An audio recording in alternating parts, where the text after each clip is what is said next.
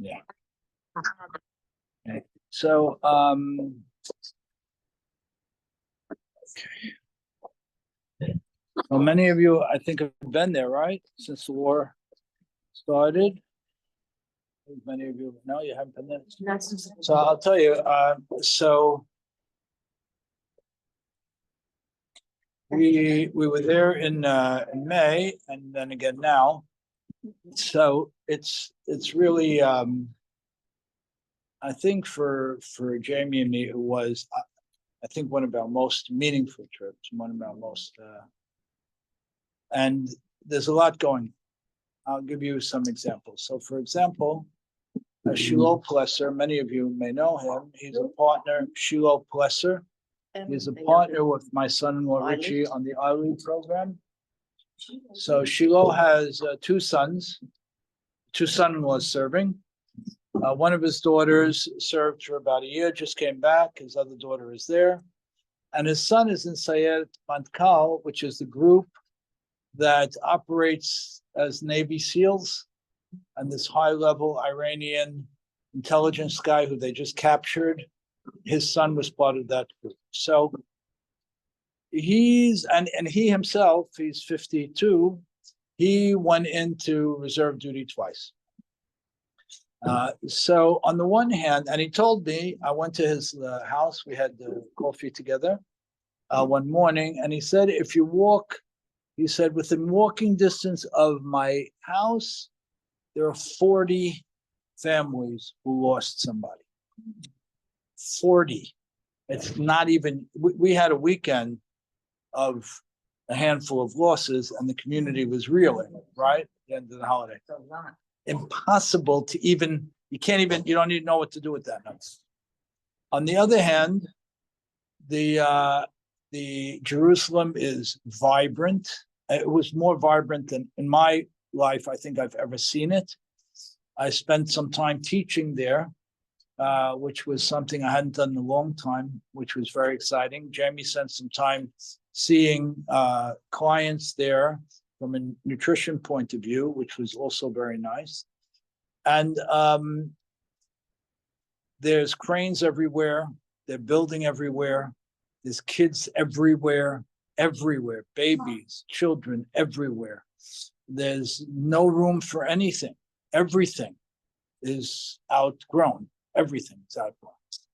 And so I think we're looking at what the prophets describe as the time of Mashiach. Again, from it's interesting because the prophets described things that people read for 2,000 years. Now you read it and it's real. It's very different. It's very different now. And the description goes as follows. The description says that Israel will become a nation whose fruit disproportionately enriches the world. And we see that. We see it. The fruit, today's world's fruit, is not oranges anymore. It's technology and it's medical services and so on. We see that as that becomes greater, the reverse effect than what you would expect will be what happens, which is rather than the world embracing and appreciating, the hate will grow. And the hatred comes from, and I'm going to put it into modern day terms, it comes from a knowing of self and a hatred of one who knows himself.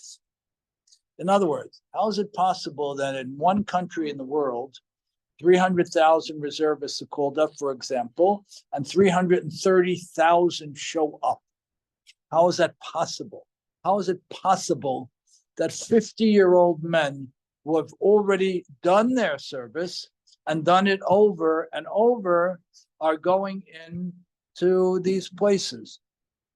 So there is a level of identity, a level of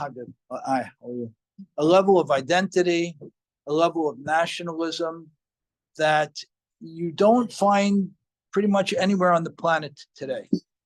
America can't fill their ranks. Russia, right? They incarcerate people to draft them to the armed forces.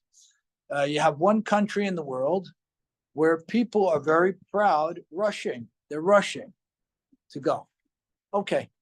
The educational institutions are exploding in size, exploding. You go to the Kotel, that's Kotel a couple mornings, jammed on a regular weekday morning.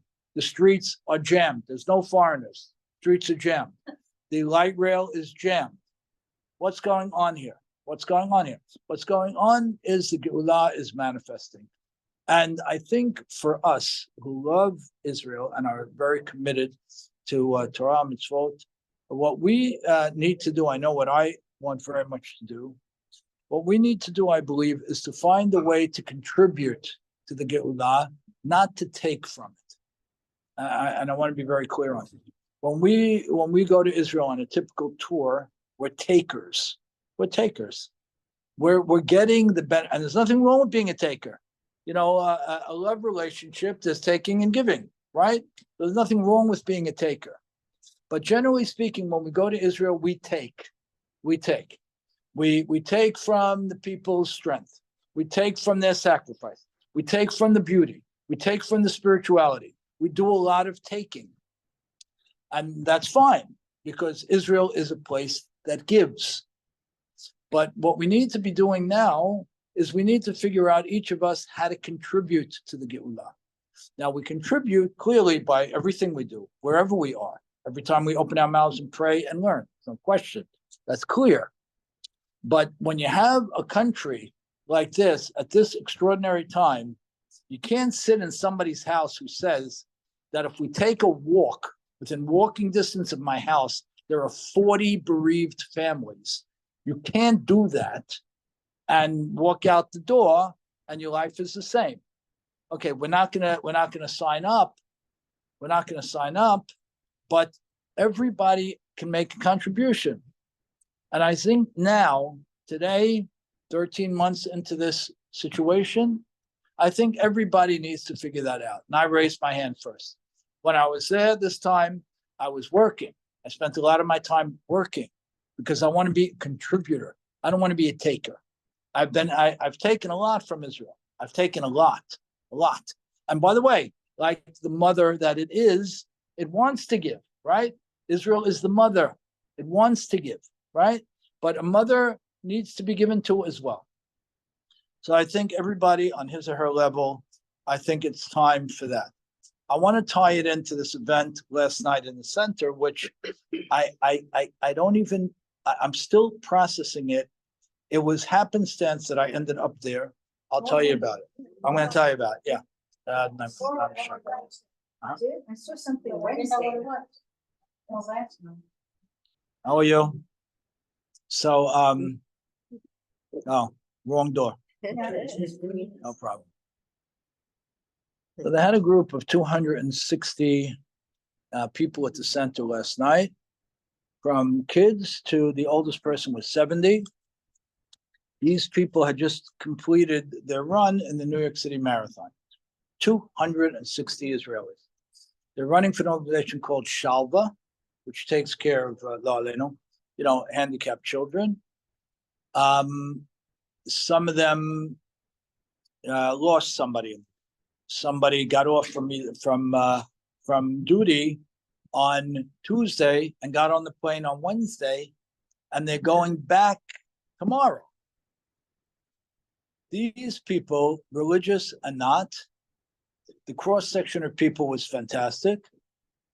How are you? Oh, okay, got it.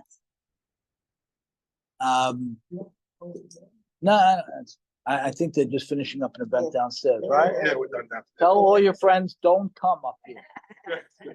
Just kidding. Mabruk.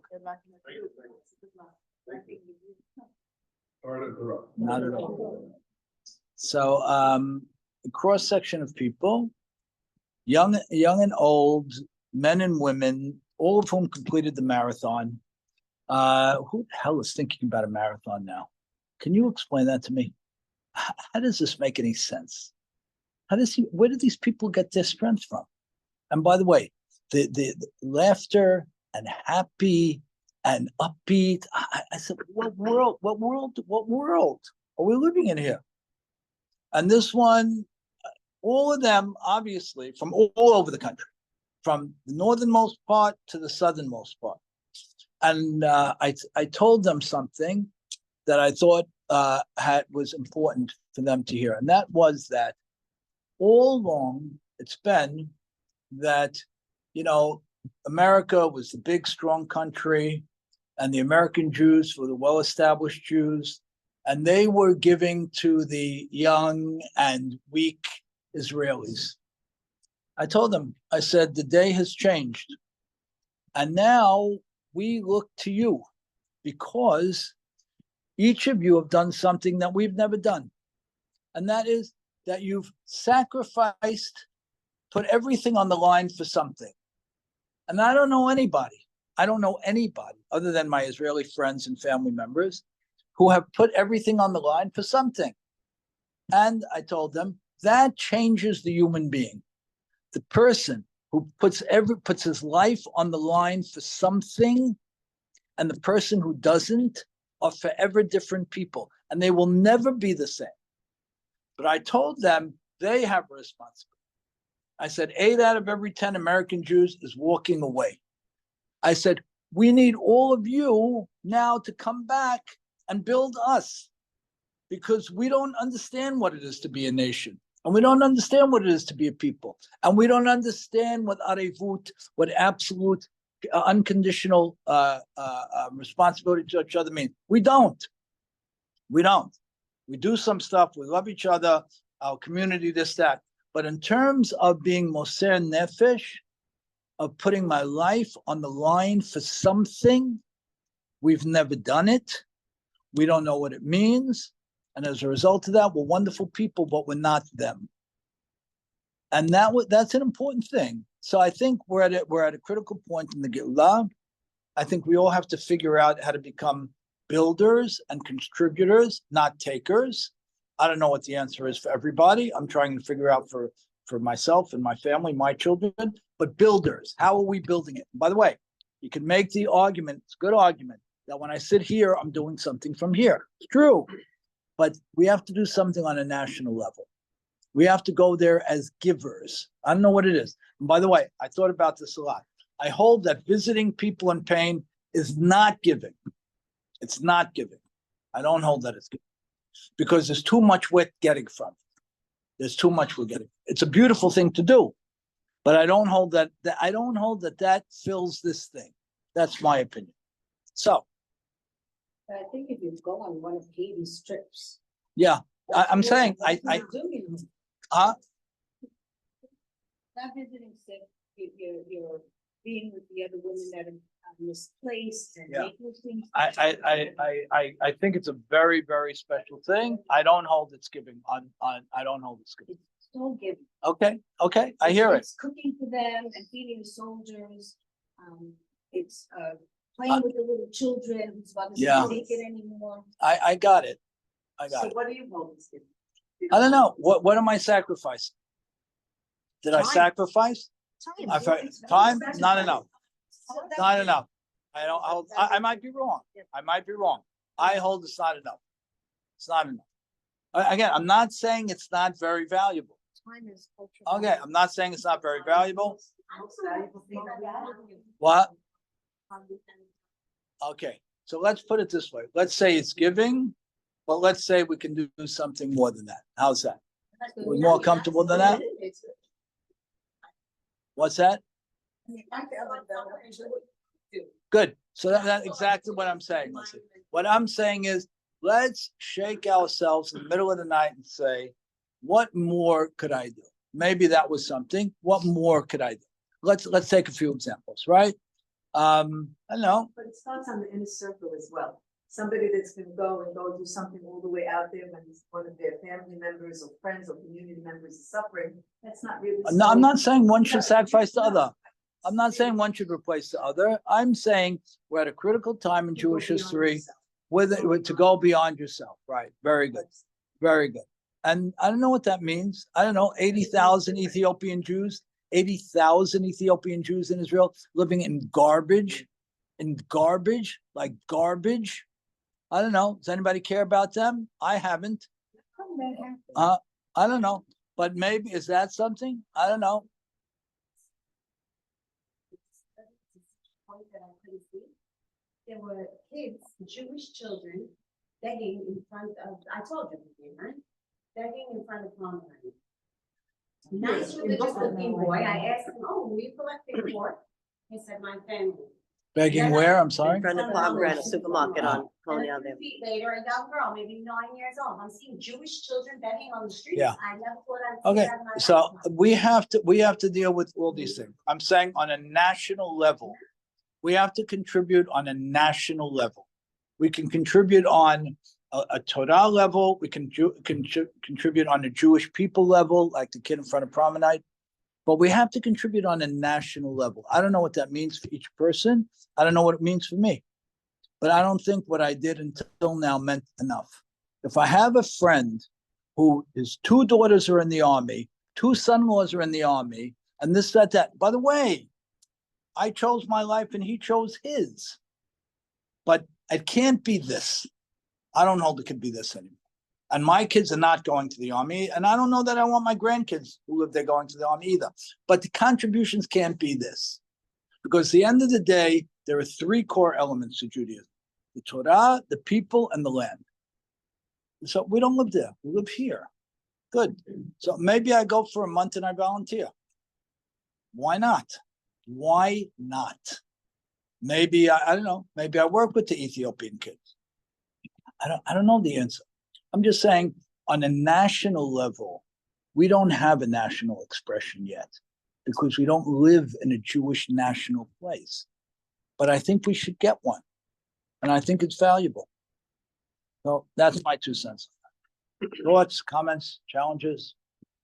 Live and too quiet. Eating, that's why. Okay.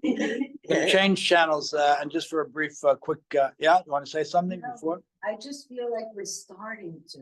Huh? I feel like we're starting to have an like. Sarah, this whole I want you world- to come back and say, I sacrificed. I want you to tell me I sacrificed. Okay? I sacrificed. And I'm going to tell you, and I hear what Felicia's saying, sacrificing time is not enough, in my opinion. I sacrificed. I put something at risk. What did I and by the way, I'm not preaching. I'm the first one who failed in this thing. Okay? So, It doesn't have to be national. huh? We sacrifice, as mothers, as. No, family. no, There's no. sacrifice. We We're do talking that about- already. I agree with you. We do that already. I'm talking about on a national level. And we haven't done it because we don't live there. We're not bad people, but we're informed people and we're sensitive people. And this is a catastrophic time for bad and a remarkable time for good. And I think we should have a notch in the gun. Huh? The DSM just had to the departments for environments. Something on that. Okay, go to Israel and go to one of the orphanages and volunteer for a month. My granddaughter does. Huh? What if schools do that? I'm sorry? They have, don't have schools doing that. Okay, so let's think of something else. What about a day? Why does it have to What be- about a day? What about a week? What about a week? Wait, I want to tell you something. I see it differently. Like I see now my daughter along with all her friends, they went for a month to Israel to an orphanage. That's exactly what they did. Okay, They're starting these things. that's what we're talking about. So what do you see I differently? see, no, because you're saying that we haven't done things on a national level, but the community, I think, is starting to do things. Sending their boys to the army, there's. Okay, other people that okay. do it. I don't know about the Building community. buildings for I'm us talking to- about the people in this room and I'm talking mainly to myself. If you can't go for a month, go for a week. Leslie, can't go, it doesn't work? No? Doesn't work. Not if I looked at it. Okay, good. So come up with something else. Everybody, I think this is the thing. I'm glad you're pressing this point. I think everybody has the opportunity to do this. Everybody does. So can it be done from here? Of course, I think it can. But I want to be giving. I want to be giving. I'm going to get, but I want to be giving. I want to be Moser Nefesh. Right. I think that everybody, I think everybody rose at a different level, goes back to your before class, where what makes me happy and what fills me first is, and then you're at a different level. If I may say so. And so for you, you have a higher need to be giving you're saying like a month. For you, that amount of time you could see something. I think that other people, a week, Yeah, 10 yeah, fine, days, a week. or Week is whatever great. they're giving Yeah. a in week. their definition of giving Okay. is their definition. Okay, So okay, I'm with you. I'm with you. I Okay, feel like it doesn't have to be a month.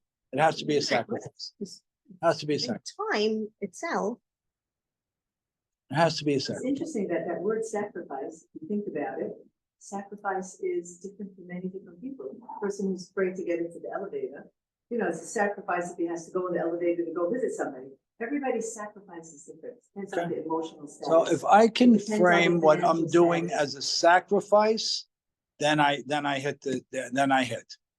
Can we agree on that? If what I'm doing is a sacrifice, Katie's trip was one of the hardest things I ever did. Me too. okay, maybe it was, maybe it I went, was. in May. I went for a month and it was, It wasn't it was easy. wow. It was Okay, I don't know the very trip, so I satisfying. can't say, Yeah. but All you're doing all day long is giving, until you're literally depleted of your energy. It's true. I hear it. It's true. But then we also have to give, I know you're talking about mansion. Yeah, I'm not talking about taking away from here. I'm not talking about. I'm talking about adding there. I'm talking about adding there. Okay, let's go 5 more minutes on something else. We're starting a new college in the community, starting a new college. It's, Cohen? Huh? Cohen? the classes will be separate, but for men and for women, and the core components are as follows. This is a culmination of a number of years of looking at what's happening on college campuses, exclusive of the anti-Semitic stuff. That's not even in the consideration. What's happening on college campuses, what our young adults are coming away with, and not. Now, there are some young adults in the community who are graduate school quality and that kind of thing. Even though if you get a bachelor's degree from our program, you can go, and kids from this program, the school that's certified in the program, have gone to Ivy League graduate schools. It's not necessarily for them. It's for the overwhelming majority of young men and women who don't necessarily go to graduate schools, who are looking to get on their feet and build and don't want to dedicate 4 years. The components are as follows. 1, 32 credits in business management. So they'll have 32 credits in business management. That's their major. We're curating each of the classes ourselves. We have an academic advisory board of professors and scholars from schools all over the country, about 12 men and women that are working with us to curate the classes so that they're actionable and practical.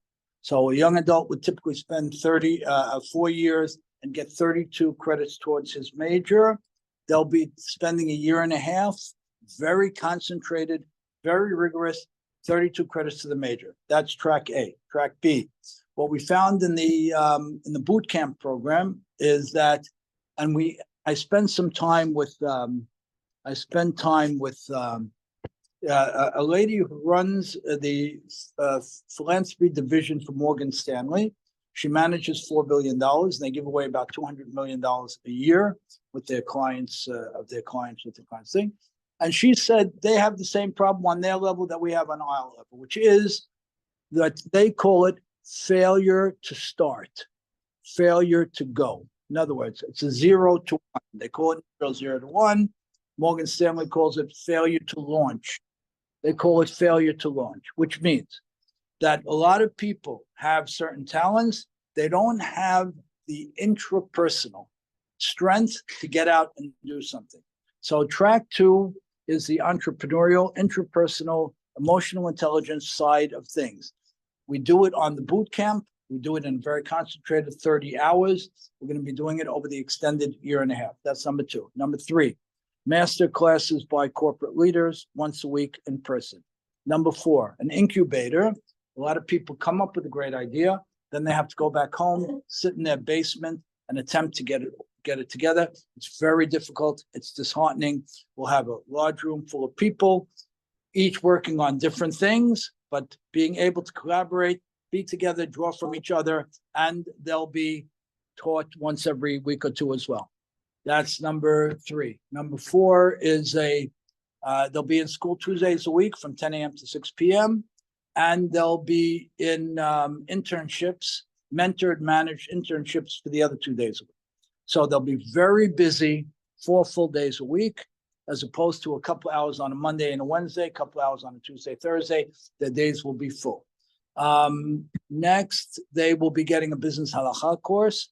Many of our young adults go into business, make all kinds of mistakes because they don't know what interest is or isn't. They don't know how to structure a proper halachic partnership. They don't know how to deal with employees from a Jewish law point of view. So there'll be a business halakha course. There'll be Yemei Iyun, which are days of concentrated focus on core areas. And there'll be 3 trips. The first trip will be here. It'll be based on the intrapersonal, the foundation. Second trip in Israel, which will be interpersonal, collective responsibility, and so on. And the third trip will be to different companies around the country. So, yes. After college? No, this is after high school. Yeah. So the best applicant is the gap year student, who already we'll be testing the kids, but can process their 32 credits. We can process up to 32 credits for the gap year. That's your best candidate. That young adult will be finished in finalizing things now between 16 and 18 months. The young adult who doesn't have the gap year will be part-time for that last 6 or 8 months, but effectively it's a 1.5-year program. And it's not accelerated and downgraded. It's accelerated and upgraded. We finished a meeting yesterday, someone who completed his master's degree at Harvard. We finished with someone today she had a number of different degrees. She'll be joining the academic advisory board as well. And when we went through our offerings, and this particular lady from today is currently teaching at Fordham and a couple of other schools, they're virtually not doing this. The core courses they're giving, but our courses will be much more direct and actionable and practical. And the other stuff, the emotional intelligence side, the master classes, the experiential learning on the trips and all of that, they're overwhelmingly not delivering. This is only business? Right now, it's a business school. Right. Where is it? It's called Advanced Business College. I'm going to give you some first generation brochures. I'll put them on the chat as well. We're limiting it to 50 young adults to start. ABC, yeah. We're 50 into what? Great. So we can accommodate the Kollel kids' schedule first year, but what we hope to do year 2 is set up the track where when the kids are off from 1:30 to 4, they can take classes then and do this thing during that time. And it's here? It's going to be in Manhattan. The school will be in Manhattan, and an office building in Lower Manhattan.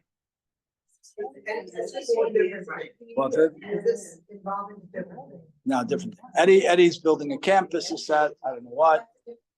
I don't know what Eddie's doing, but he told me he's building a campus, and I don't know what he's doing. Where's the location? Yeah, that's right. Downtown, like downtown. Downtown the city. So the last thing we'll do is build a campus. That's the last thing we'll do. I don't believe in the brick and mortar thing at all, certainly not today. I want the kids to be mobile. I want them to be touching everything, seeing everything. We're going to strongly encourage them to learn an hour or 2 every morning. They're going to get credit for that as well. At the end of the 1.5 years, should they work very hard, they will have 120 credits. They'll get their bachelor's degree from Dunlap Stone College. It's a brick and mortar school, real school. Their graduates have gone to Columbia University Graduate School, University of Pennsylvania Graduate School, another Ivy League graduate school. Huh? How are you getting it? I'm announcing it to all of you first. Yeah. So we're just starting. We're really just starting. I spoke in Israel while I was there in a few of the schools, and whoever wants, who thinks grandchild might be helped by this, let's go. There's an interview process. There's an application and interview process, so it's going to be fairly rigorous. we're looking for 50 kids to start. We'll probably cap it at 50 kids to start. Huh? We're starting in September.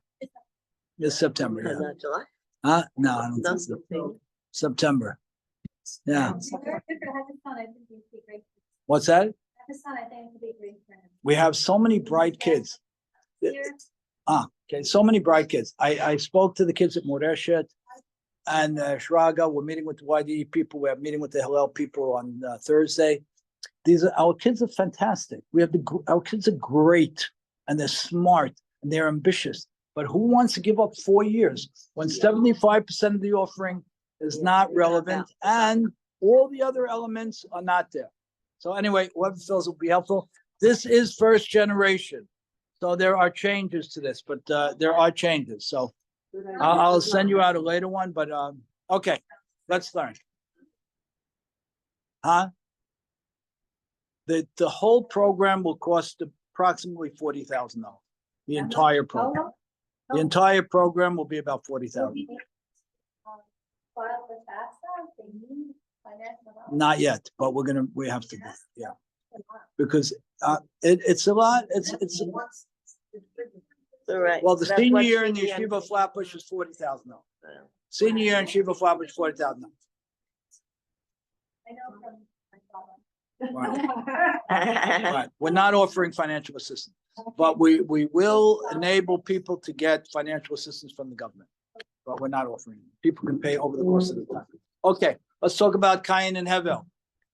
Vivian, I wanted to get you going with this one. Cain and Hevel.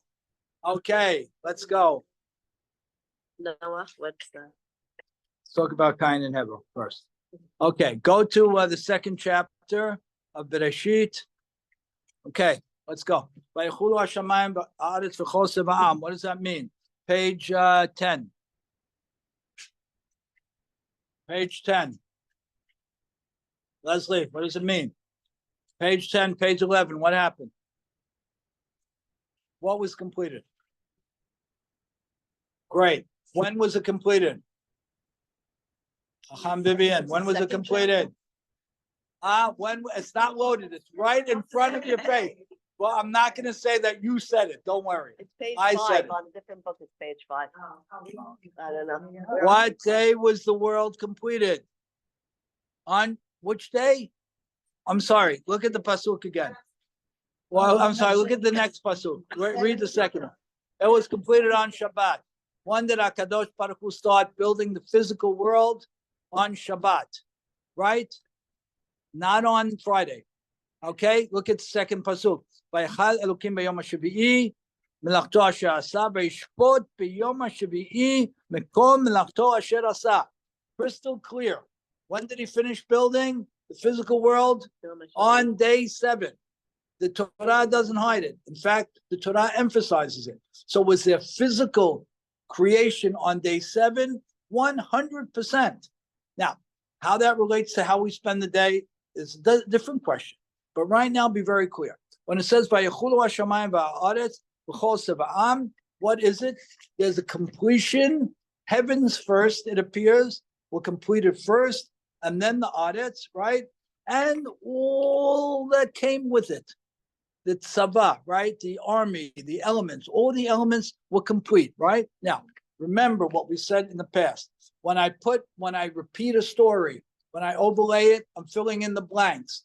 And what's seemingly conflicting, I have to figure out, right? Good. So we're completing on day 7. Again, is that who completes? Elohim completes. Melachto asher asa. What does that mean? Melachto asher asa. Sure. Surprise took you to sleep. That the first pasuk was already part of the 7th day, was the last pasuk before that said Yom Shishi. Right. So that pasuk could go either way. 100%. And why am I dragging it to the 7th day? Because Yom Shishi and Hebrews comes together at 6 and 7. No, because it says it. It says it in the next pasuk. It is a very big soul pasuk saying everything was finished. And then, so tell me what's the 7th. And I'm just saying, it's not soul pasuk that you're saying. You know why I think it is? Because when we have melachto, if you don't want to call out the melacha thing, then I would go more in that direction. I would say that something else was completed on Shabbat. But when I say the word melachto, what do I want to do with that? And then I say the word melachto in the next pasuk again, right? So tell me, I'm wide open. What do you want to say?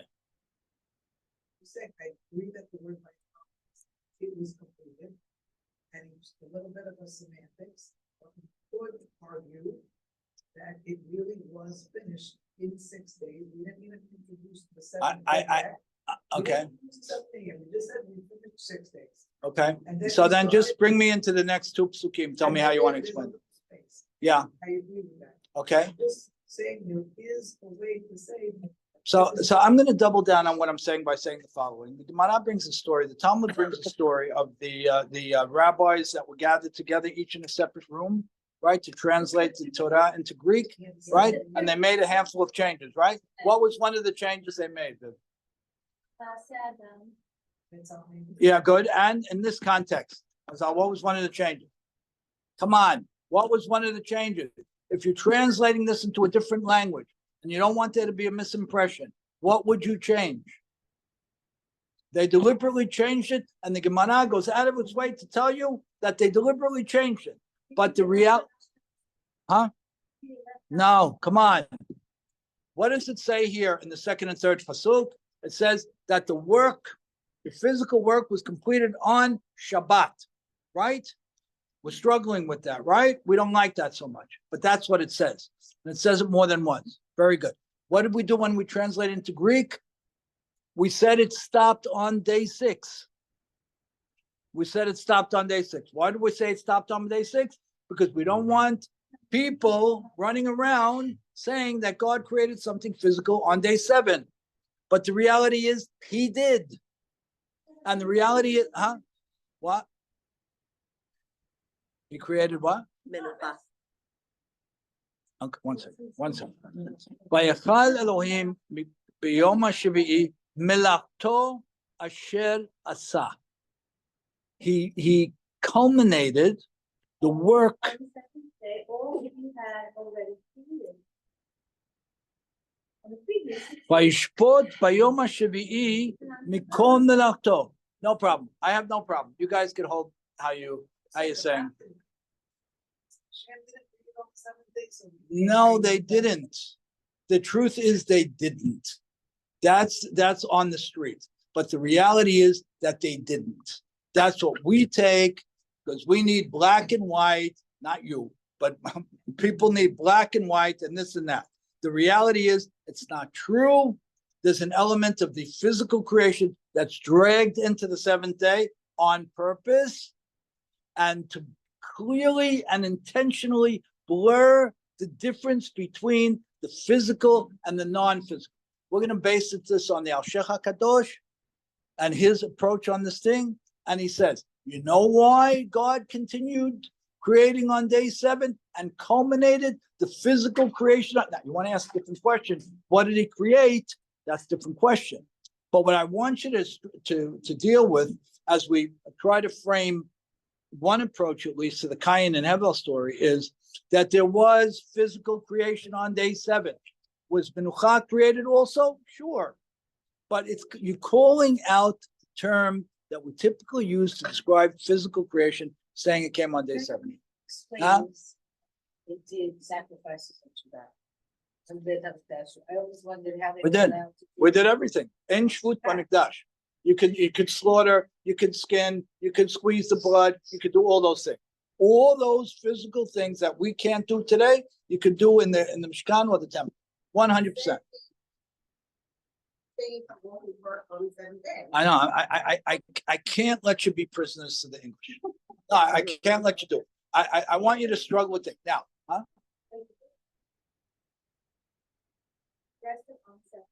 Vayichal bayom. What does vayichal bayom hashvi'i mean? Bazal, wouldn't it have been better to say vayichal bayom hashishi? 1 second. Vayichal Elokim bayom hashvi'i. What does that mean? Just give me that piece. Don't go anywhere beyond. Completed Huh? on day 7. Finished on the 7th day. Right. But it doesn't even, If he finished on the 7th day, was he working on the 7th day? It does or does not? You're not gonna sway them. All right, I'm Give it not up. gonna move you on this Give thing. it I'm up. okay with that. What you, let's just Yeah. skip all this, go to Kyle.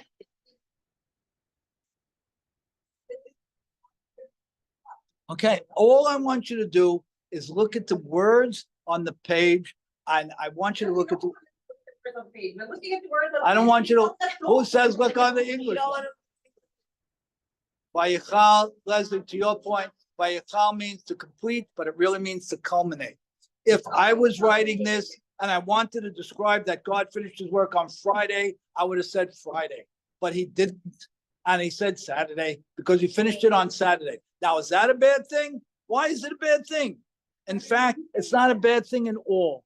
And the fact that we can't do physical things on Saturday, certain physical things. By the way, don't we do plenty of physical things on Saturday? Can somebody carry an 800-pound couch up 20 flights on Saturday? The answer is yes. Is that physical? Of course it is. What physical things don't we do on Saturday? The physical things that were tied to the construction of the Mishkan. Period. Okay? Because we stopped the Mishkan when we started Shabbat. Period. By the way, we have a fabulous question. I want to give you a fabulous question. Side topic. Why don't we do everything on Yom Tov? Why do we not do 37 of the 39 melachot plus minus on Yom Tov? Why not? Why? One day from another. Okay, but if we stopped building the Mishkan on Shabbat, when we declared Shabbat, God said, stop with the Mishkan, then there's a direct parallel between the 39 areas of construction that we did in the Mishkan and Shabbat. You're going to do A, you got to stop B. By the way, ain't no parallel with Yom Tov. There's no such parallel. Now, we say that we're going to make Yom Tov Shabbat-like.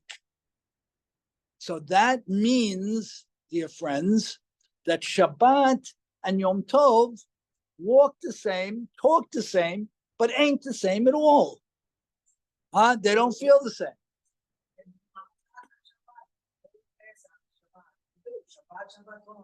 Good. So why, very good, fine, very good. Why can't I grind something on Yom Tov? Why not? Why can't I? If you want to give me a hook, it's hard to find the hook. There's a fragmented pasuk that says that, like you said, make it like a Shabbat. But making it like a Shabbat is not what it is. And I'm going to give you an example, right? I'm going to give you an example. Can you cook on Yom Tov? Yes. Right? Good, very good. Why can you cook from one Yom Tov to the second Yom Tov? No. Why not? Why not? Why not? Why not? Why the cooking thing? I should have made the class on this. Why not? Why?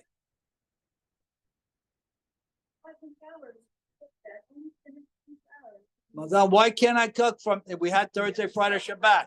I'm sure it was massive pressure for everybody, right? It was. No, it was. It had to be.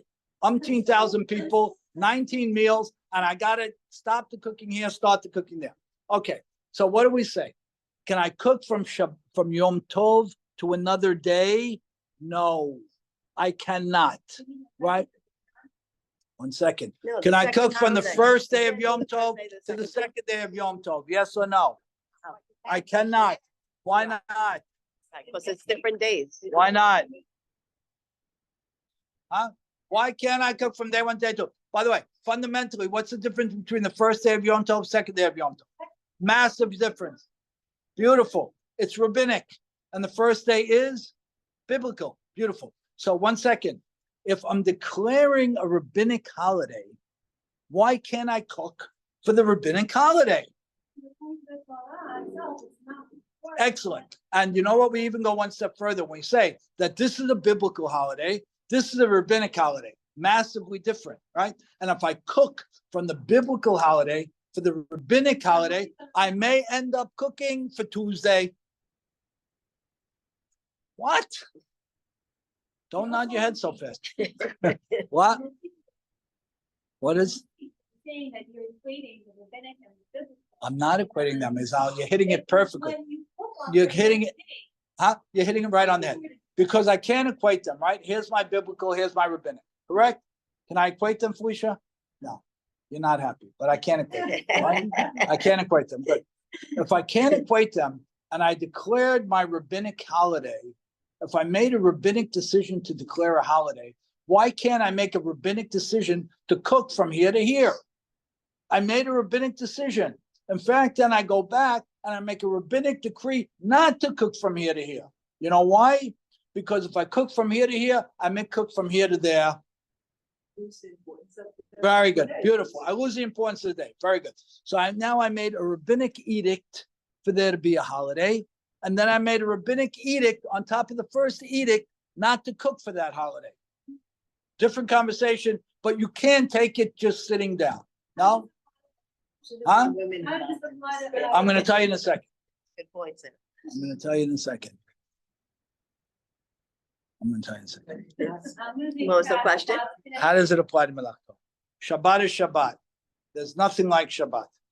And I want you to just have in the back of your minds that when you relate to a holiday from a Torah point of view and a rabbinic point of view, it's a different thing completely.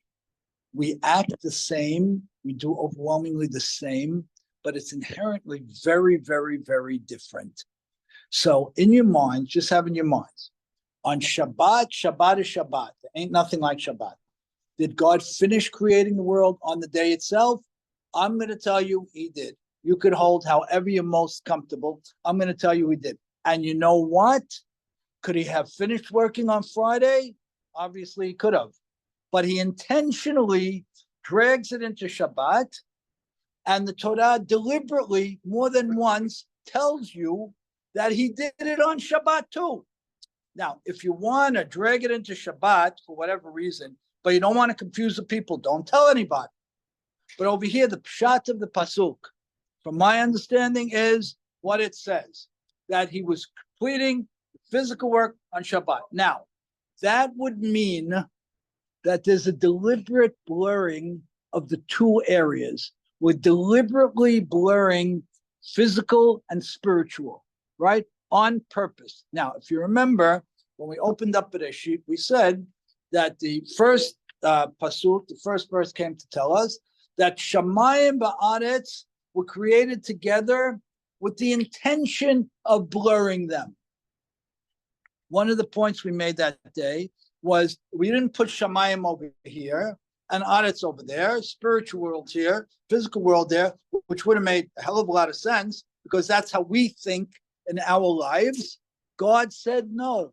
Hashamayim ve'ha'aretz, they're partners, they're together. And in fact, we mentioned that day that when man was created, man has the ability to flow back and forth between the two and should never put a big thick line between one or the other. And it sounds out there and whatever, but the reality is it's Shamayim va'aretz, it's one reality and not two distinct realities. Now, okay, fine. Yeah. It's Hashamayim ve'ha'aretz. Yeah, they're both ha. Good, they're both important. Are they connected or not connected?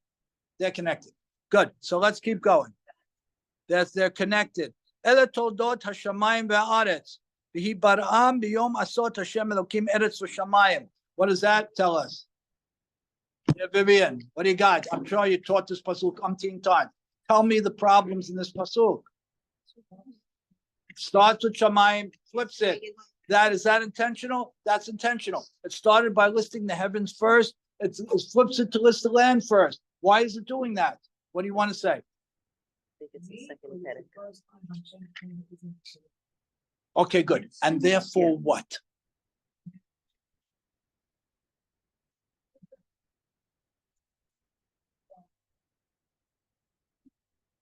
Okay, good. So you want to say, because I have Elohim mentioned, Hashem Elohim, sorry, Amonai, because I have Amonai mentioned now, right? That for the first time, excellent, right? Now what I'm going to do is I'm going to flip the order to tell me what? Beautiful. So now the energies are flowing from Aretz to Shamayim, from earth to thing. So what does that mean? Is it one reality or not? Yes. Is it one reality? You believe it's one reality? Yes. You believe it's one reality. Good. Okay, good. Our rabbis say as follows. That Yitzhak and Yaakov and Esav did not believe it was one reality. Did not. That Yosef and his brothers did not believe it was one reality.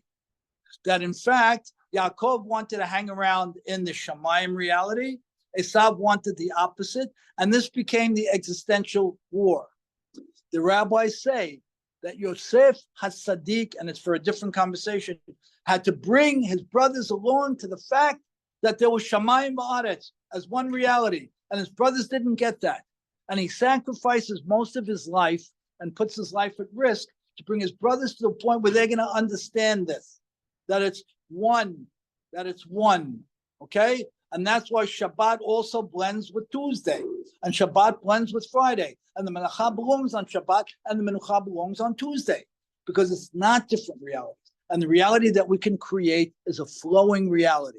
Now, let's do a little more. Okay. Next pasuk.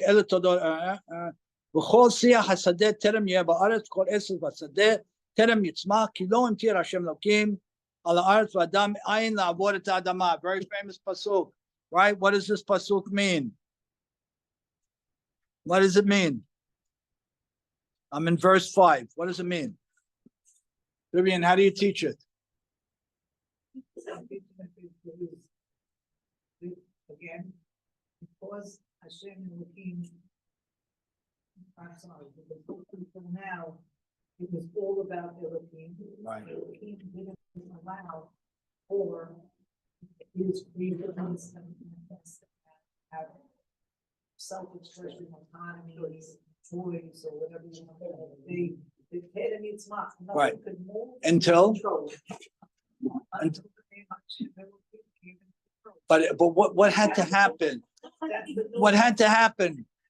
Adam had to be put on the world, right? Huh? All of the plants and such, whatever you want to call the living plant world, they were under the ground. Exactly. Fantastic. Only saw terra firma. You didn't see that. Exactly. Is that what it says in the first chapter? I think it specifies pretty well that the trees came up, that the grass came up. Huh? Didn't see how it happened. Very nice. Excellent. Didn't say how. Doesn't say how it happened. Say Excellent. that the rain had to come. So the rain has to come. How does the rain come? The matad, right? The mist. Huh? Adam Harishon had to work it and pray for it. He had to do both, right? He had to work and he had to pray, right? He had to do both. What is achieved by him doing both? What is achieved by him doing both? By praying and working, what is achieved? Huh? How, what? But why? Why was that the key? Why? Because he's connecting. Because he's connecting the two. So without man on the scene to connect the two are not connected. Right? Very good. The reason why he can't connect them is because he's comprised of heaven and earth. He's made for not having also all the different elements that he's made up, the water, the earth, all that originates from the heavens. Excellent. That came down. Excellent. So he is the actual key that can physically, literally connect the heaven and the earth. Perfect. Look at that pasuk. Look at verse 7. What? What happened? The mother, right? It's crazy. Oh, it's crazy.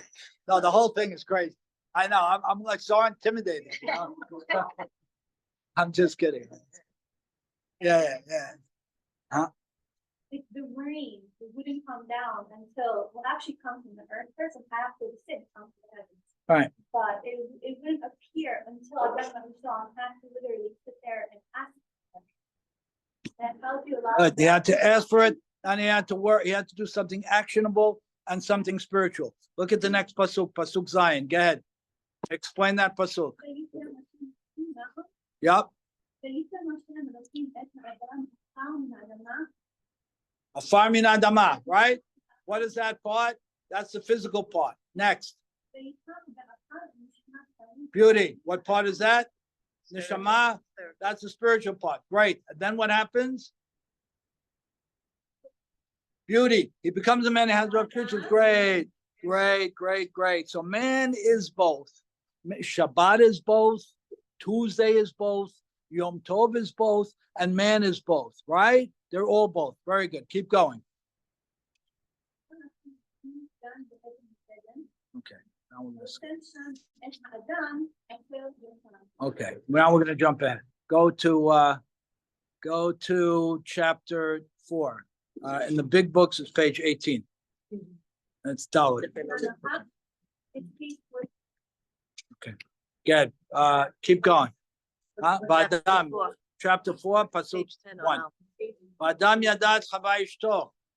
Vatar vateled et Kain vatomer kaniti ish et Adonai. This is one of the wildest pesukim in the Chumash. Go one step more and it gets worse. Vatosef ladedet et ahiv et hevel vahi hevel der et son v'Kain haya oved adama. What is going on here?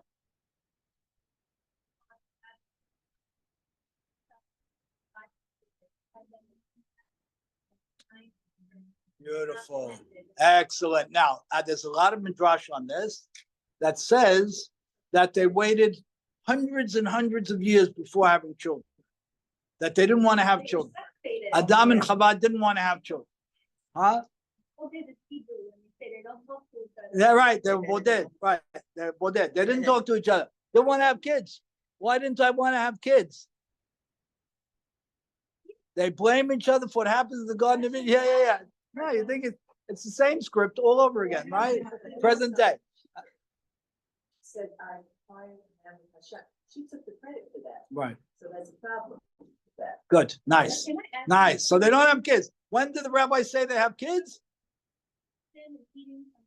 Okay, that's one opinion. The other opinion says they had the kids a long time after. But to your point, if they had the kids a long time after, you have to deal with this. You have to deal with this, Vivian. I can skip it, but you have to deal with it. How come there's no description of her pregnancy here? The rabbis say, what do you mean? After the sin in Gan Eden, the lady's going to labor for a period of time, then have to give birth, this, that. Ain't mentioned here at all. It's understood. It's implied. Okay. Some of the rabbis think so, some of the rabbis don't. But you don't know what it was before. Okay, good. Okay. Now, Some of the rabbis struggle with it and they say, what happened here? Well, leave it as an open question. They didn't want to have kids. Why not? Alicia, why not? They weren't in sync. Good. And the rabbis say they were afraid of the failure of their children until Adam has the perception that 26 generations later, at that time generation was 100 years, 2,600 years later, the Torah would be given and there would be a role model for people not to fail. Good. Now, look at the Pesukim. We'll go another 10 minutes, okay? Look at the Pesukim carefully. Look at the Pesukim carefully. Adam yadat chava ishto bataha bateled et Kain batomer kaniti ish et Hashem. What is going on in that pasuk? What number? Sorry. We're in chapter 4, verse 1. Bateled et Kain. Vivian, come on, work it from a linguistic point of view.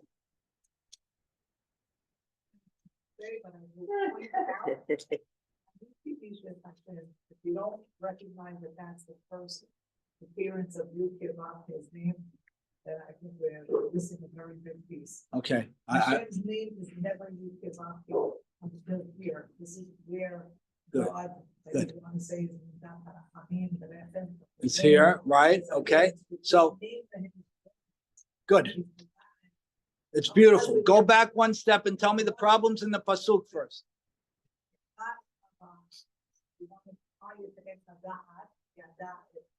Right. It's intimacy, it's relationship.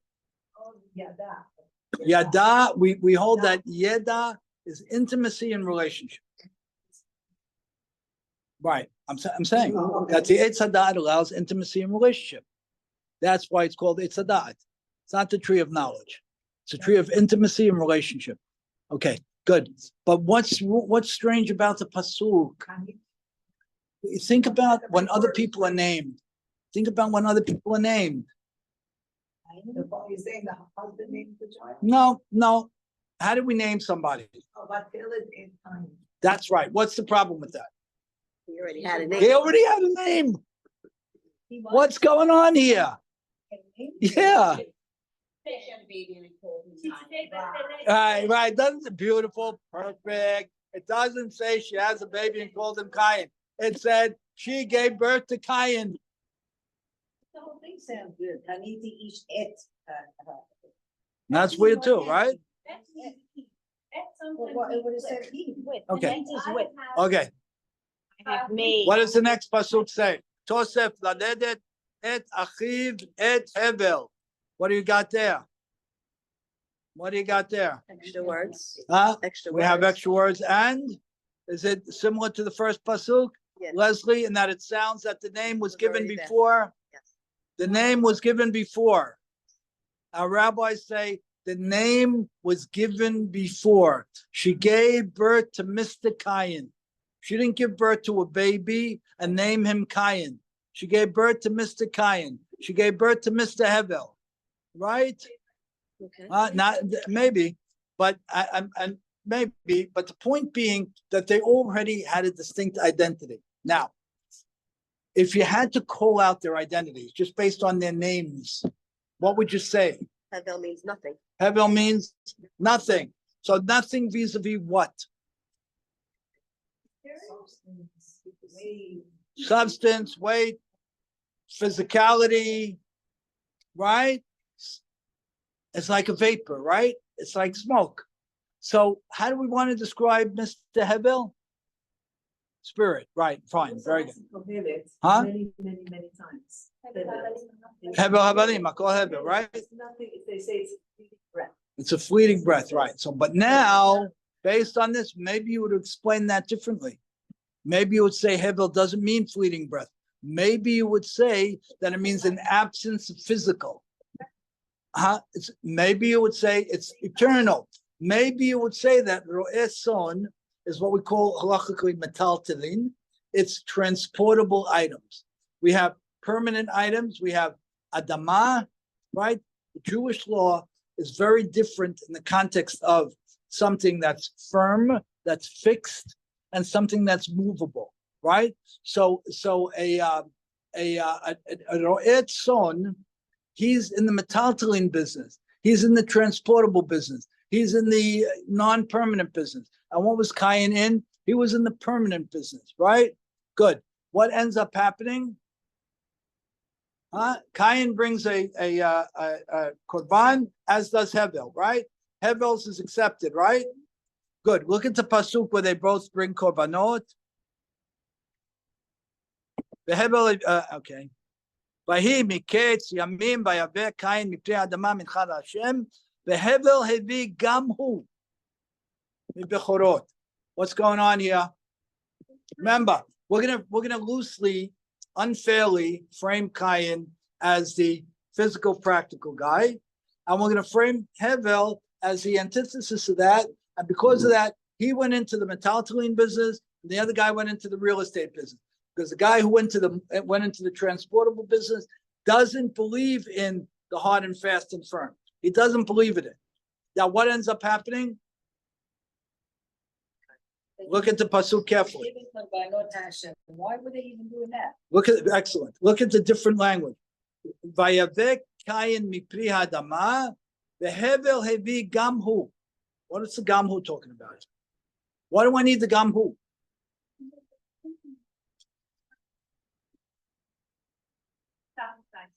It was Cain's idea initially, yeah. And that's what his brother did. He upped the ante instead of bringing what he says is not the truth, not the he had a different understanding of Right. how to. So what was his understanding? We'll wrap up in Well, it doesn't 4 say minutes. someone who What was his the best of someone. of himself or in lieu of himself? Our rabbis write Gam who is in lieu of himself. He was wanting to sacrifice himself and not able to sacrifice it. Why does he want to sacrifice himself, Leslie? Why? Huh? Beginning of your class to the end of the class when you're supposed to sacrifice yourself. Oh, yeah, Papa. Right. That was good. Because it's all about the spiritual. He doesn't care about the physical. wanted to die? He wanted to die. The same way Yaakov didn't want to live here. Yaakov didn't want to live here. Right? Did he want to live here? No. Who does he court? He courts Rachel. Did she want to live here? No. What did they want to do? From the spirit. They wanted to check out and go to the world of spirit. That's what Hevel wants. Does Cain want that? He doesn't want that. So let's just pull it together. And again, we just, yeah, right. By the way, I don't know. Careful what you I wish don't for. know. Careful what you want, right? So what our rabbis say, and we'll continue with this, God willing, later on with some of the other awards. What our rabbis say is that this framed the eternal struggle. Didn't we just say that it's all meshed together? Didn't we just read the pasuk that describes that man has both within him? Didn't we talk about the creation of the world that said it's both? So what's going on here? Cain said, it can't be. It won't be. Hevel said, I don't care. Take me out. Came up, he killed him. And when we talk about why wasn't Cain punished? Why wasn't he punished? Why? Not? You know what? You could go. I'll tell you what. You killed somebody, right? You killed somebody. It sounds like current American law, right? You killed somebody. You could go anywhere you want, and nobody's going to hurt you. What? No. What? Because you killed the brother who was movable, now you have to be him and yourself, and you have to start moving because he's the mover. You have Beautiful. to fulfill Beautiful. the So you jumped one step. Beauty. Let's go. Just put one more step in here, right? Cain is the ground guy, right? Again, I just want you to start to build a framework. We started with saying there's a blurred line. There's no line, right? There's no line. By the way, angels can't have babies. We can. But we're in the physical world, right? We're in the physical world. And we could have babies and we're eternal. Yes. And they're in the eternal world and they can't have babies. How does that make sense? It makes sense because we're better than them. Okay. And we have this absolute connection. Is the absolute connection a given, a done deal? Do people accept it? Not necessarily.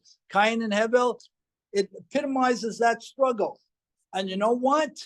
We're not justifying what he did. And we're just touching on the idea. But we're going to see this again with Yaakov and Esav. We're going to see it again in Rivka's sensibilities. We're going to see it again with Yosef and his brothers. So there's this absolute existential struggle. And when he goes Navinad, he's absolutely protected. And why was he set about? To establish what? To figure out what? If he has no permanence, if he has no home, then what does he have to have? Spiritual. He has to have something greater than the physical, right? He has to be able to be nad b'nad. He has to be able to walk. Say exile. And he has to, he's a kapara, right? He has to be able to go from place to place and build and find and connect.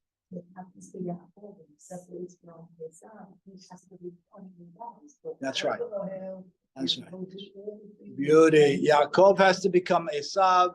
Yitzchak thought Esav was going to become Yaakov, and he was betting on that, and he didn't. Rivka knew better. both, that's the key. He has to become both. That's right. Cain has to be Cain and Hevel. Right. Yaakov has to be Yaakov and Esau. Exactly. Now, I want to leave you with one open question. When it says that right before Cain kills Hevel, it says, Vayoma Cain el Achiv, right? And Cain told his brother, and then he kills him. Huh? There's an absolute omission. It's a deliberate omission. So I want you to leave the omission as an open point in your minds. This is the forever struggle. This is the forever struggle. We struggle with it today. We struggle with it today. How many people are plugged into the spiritual? Many are really plugged in. It's the most difficult thing. So when it says that Cain told his brother something and then he struck him, maybe we're going to find out more about that or we understand more about Yaakov and Esav, or maybe when we understand more about Yaakov and Rachel, maybe we're going to understand more. Maybe we're going to understand more about Rivka now. Rivka got it. She got it better than Yitzchak did. Didn't she herself have both in her womb? Who? Signifying that she was a vessel for both. Who? She did. And it's not mentioned that. Yeah, but what did HaKadosh Baruch Hu tell her? Yeah, and they're going to destroy each other. You're going to give birth to one and the other, and they are going to fight till the end of time.